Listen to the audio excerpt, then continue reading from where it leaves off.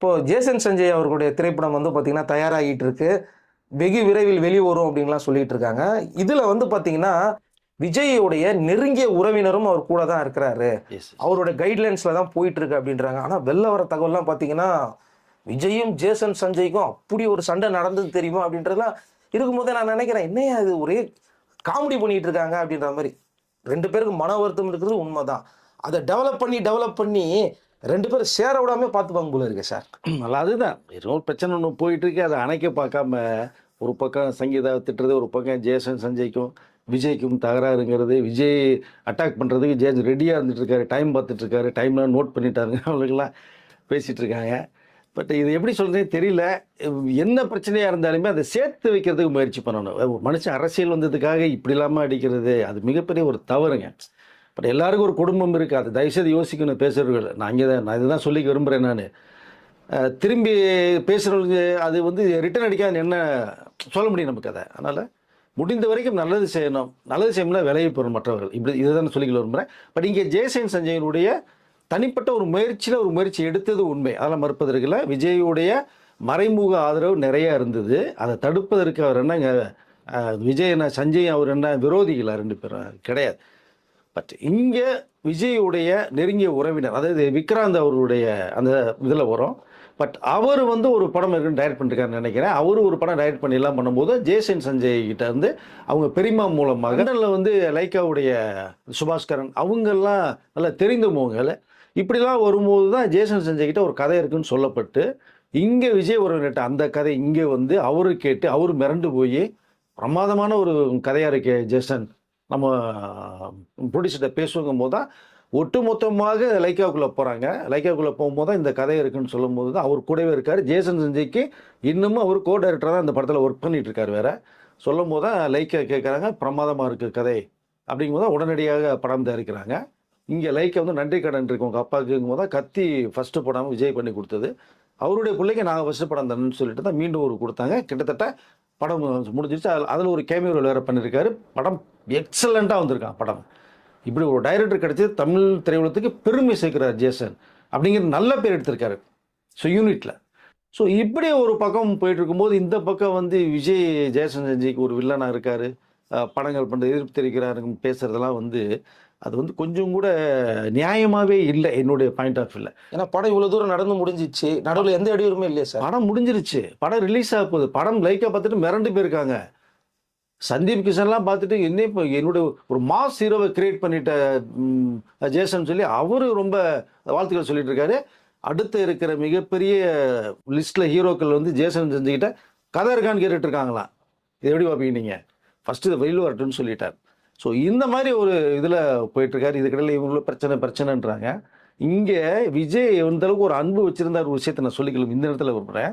Jason Sanjay வந்து விஜய்கிட்ட ஒரு விஷயம் தெளிவாக பேசும்போது, இப்போ நீங்கள் ஒரு கமர்ஷியல் ஆக்ஷன் படமே நீங்கள் போயிட்டு பண்ணிகிட்ருக்கீங்க, இந்த குழந்தைகளுக்காகவும் சின்ன சைல்டுக்காகவும் நீங்கள் ஒரு படம் பண்ணணும்ப்பா அப்படின்னு கேட்கும்போது, அப்படி ஒரு கதை வந்தால் பண்ணுவோம் ஜேசன் சொல்லும் போது தான் கதை இறக்கி நீங்கள் பண்ணுங்கும் போது தான் ஒரு கதையை சொல்கிறாங்க. விஜய்க்கு வந்து ஓரளவு பிடிக்குது, பெருசாக இல்லை. பட் ஏன்னா அவர் இது பேட்டர்னே வேறு இல்லையா? அப்போ ஜேசன் கேட்டதுக்கு எனக்கு அந்த படம் ஓகே பண்ணுறார். அந்த படம் தான் புலி, நீ பார்த்துருப்பீங்க. ஸோ பையனுக்காக சொன்னதுக்கு ஒரே காரணத்துக்கு அந்த படத்தை பண்ணுறார். படம் வந்து சுமாராக போன படம் தான், விமர்சனம் நிறையா வந்துச்சு. அதில் அந்த படத்தை விமர்சனம் பண்ண ஒருத்தர் கண்ணாபின்னான்னு விமர்சனம் பண்ணார். அவரை கூப்பிட்டு வீட்டில் உட்கார வச்சு ஒரு லஞ்சை கொடுத்து பேசி விமர்சனத்தை நான் வந்து ஏற்றுக்கொள்கிறேன், ஒன்றும் தப்பு இல்லை அப்படிங்கிற மாதிரி சொல்லி அவர் அனுப்பிச்சு விட்ட ஒரு சம்பவம் இருக்குங்க இங்கே. அப்போ விமர்சனத்தை அவர் கவனிக்கிறாரு, படிக்கிறாரு, ஏற்றுக்கொள்ளாருங்கிறது இந்த ஒரு சம்பவம். அதுக்காக தான் சொன்னேன். ஜேசன் சஞ்சய் கேட்டுக்கொண்டதற்காக அந்த புலி படம் பண்ணாங்கிற விஷயத்தை நான் சொல்லிக்கலாம் சார். அதனால் இப்படி கருத்துக்கள் நிறைய வர வர வர பார்த்தீங்கன்னா இங்கே அடுத்த கட்டத்துக்கு விஜய் நகர்ந்து போயிருக்கார். ஸோ இங்கே இப்போ சிக்மா படம் வந்து அது ட்ரெய்லர் பார்த்துருப்பீங்க. படம் வெளிவர போது பிரமாதமான படம் ரிசல்ட் வந்தாச்சு. அந்த ட்ரெய்லரில் பார்த்த ஒரு கமெண்ட் செக்ஷனில் விஜயோட ரசிகர்கள் பதிவுகள் நீங்கள் பார்த்தீங்கன்னா நிறையா இருக்குது. அந்த ட்ரெய்லர் பற்றி விமர்சனம் பண்ணியிருக்காங்க. இங்கே குறிப்பாக விஜய் அவருடைய ஃபேன்ஸு ஜேசன் சஞ்சய்க்கு அதிக அளவில் வந்துட்டுருக்கு. எங்களுடைய அண்ணன் தளபதி இடத்துக்கு நீங்கள் வரப்போகிறீங்க, உங்களுக்கு ஆதரவு தர்ற மாதிரி அவருடைய கருத்துக்கள் நிறையா இருக்குது. கமெண்ட்ஸில் போட்டிருக்காங்க, கமெண்ட்ஸில் நிறையா வந்துட்டுருக்கு.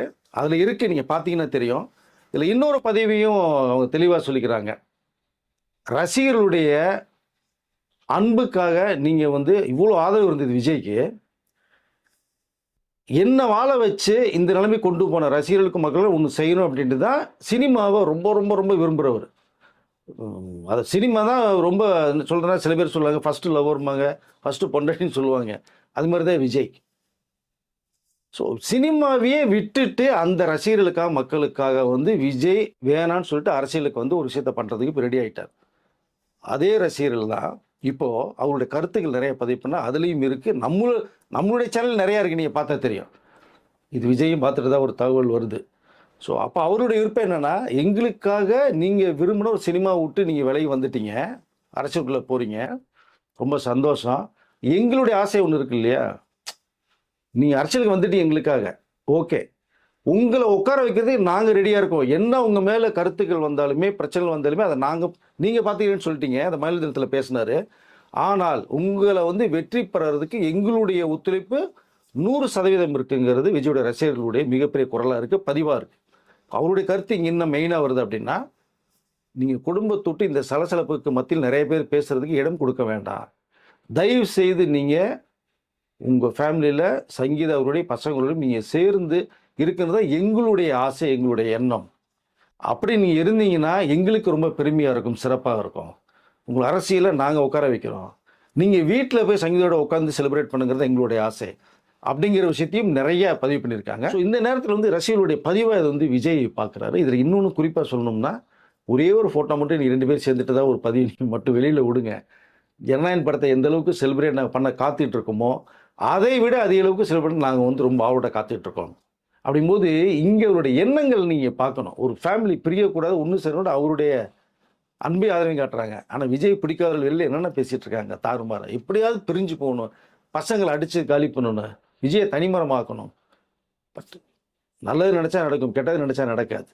பட் இங்கே ரசிகர்களுடைய பதிவு அதுவாக இருக்குது. விஜய் அவர்களும் அவருடைய நிறைய விஷயம் கேட்டுட்ருக்காரு. நிறைய டிவியும் கூட போயிட்டு அவர்கிட்ட பேசின விஷயங்கள் நிறையா இருக்குது.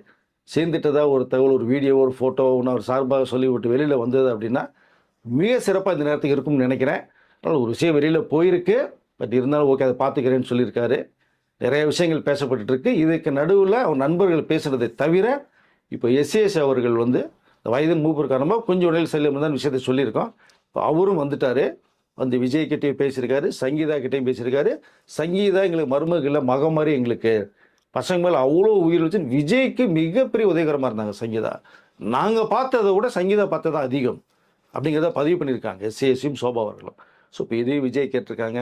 சங்கீதா இதுக்கு ஒன்றுமே என்னால் பதில் சொல்ல முடியலங்கிற மாதிரி எஸ்ஐடி சோபா அவர்கிட்ட அப்பா அம்மான்னு தான் கூப்பிடுவாங்களாம் சங்கீதா அவர்கள். அப்போ அவர்களும் வந்து மீண்டும் ஒன்று சேர்ந்து பேசுகிறதுக்கான வாய்ப்புகள் அந்த நேரத்தை உருவாக்கிட்டு இருக்காங்க. எஸ்ஏஎஸையும் சோபா அவர்களும் அவங்களும் வந்துட்டாங்க. ஸோ ஒரு சிறப்பான ஒரு செய்தி உங்களுடைய ரசிகர்களுக்கும் மக்களுக்கும் வருங்கிற நம்பிக்கை எனக்கு இருக்குது. அவருடைய நண்பர்கள்ட்ட கேட்கும் போது எல்லாம் ஓரளவு சுமூகமாக போய்கிட்டு இருக்கு. விஜய்க்கு நிறைய பேர் புரிய வச்சிட்டோம், நாங்களும் புரிய வச்சுருக்கோம், அவரும் வந்து வெளியில் வர்றது மாதிரி ஒரு தகவல் ஸோ வந்துகிட்ருக்கு. கொஞ்சம் பொறுத்துருங்க அப்படிங்கிற விஷயத்து தான் எனக்கு வந்த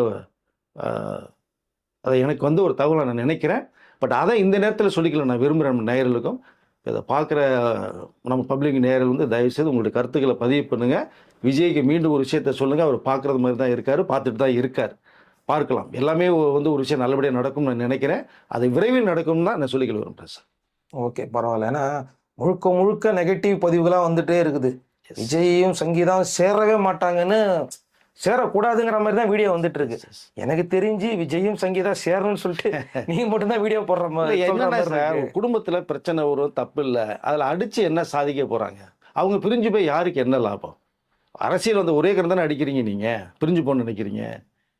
ஸோ அந்த எண்ணம் வேணான்றதான் என்னுடைய ஆசை. இனி அரசியலில் வந்தாச்சு, அது நிறைய நிகழ்வு நடந்துகிட்டு இருக்கு, மக்கள் பார்த்துட்டு இருக்காங்க, ரசிகர்கள் பார்த்துட்டு இருக்காங்க. நம்ம திரும்ப திரும்ப அதுக்குள்ளே போய் பேசுறதுன்றதை விட நம்ம அடுத்த வீடியோ அதான் பேச போகிறோம். நம்ம அடுத்த அரசியல் நகர்வுகள் என்ன இருக்குது, இப்போ என்ன மாதிரி கூட்டணியாக என்னங்கிறத நம்ம நாளைக்கு பேச போகிறோம்.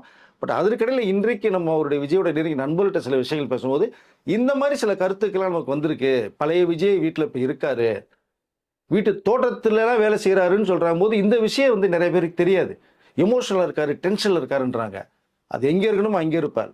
வீட்டில் ரொம்ப இயல்பாக ஒரு சாதாரண மனிதனாக விஜய் இருந்துட்டு இருக்கிறதா தான் ஒரு தகவல் வந்தது. இப்படி ஒரு செய்தி நம்ம வந்தது வந்து நேரில் சொல்லலாம்னு நான் வந்து விருப்பப்பட்டேன். ஒன்று சேர்ந்தால் நல்லது தானுங்க. அதனால் அந்த அந்த ஒரு எண்ணம் தான் நமக்கு இருக்குது, எனக்கும் இருக்குது. பார்க்கலாம் என்ன நடக்க போகுதுங்கிறது. Okay sir. எது எப்படி இருந்தாலும் சரி, விஜய் ரசிகர்கள் இதை பார்த்துட்டு தான் இருக்கிறாங்க. ஸோ இந்த நிமிஷம் வரைக்கும் பாசிட்டிவாக போயிட்டு இருக்குன்றாங்க. எஸ் இந்த நிமிஷம் வரைக்கும் ஒரு பாசிட்டிவான ஒரு நல்ல முயற்சி போயிட்டு இருக்கு அப்படிங்கிறத ஒரு பாசிட்டிவான தகவலை சொல்லியிருக்கிறீங்க. ஸோ இதுவும் போய் விஜய் ரசிகர்கள்கிட்ட போய் சேரட்டும். அவர் சம்மந்தப்பட்டவரும் பார்க்குறாரு அப்படிங்கிற மாதிரி நம்மளுக்கும் தகவல் வருது. ஸோ ரசிகர்கள்லாம் என்னென்ன நினைக்கிறாங்கிறதையும் கொண்டு போய் சேர்த்துட்டீங்க. படத்தையே விட்டு வந்தீங்களே ரசிகர்களுக்காக, இன்னைக்கு உங்கள் ரசிகனே கேட்குறான், எஸ் சார் நீங்கள் திரும்ப ஃபேமிலியோட போயிருங்க அப்படின்னு சொல்கிற மாதிரி உங்கள் ரசிகனே கோரிக்கை வைக்கிறான்.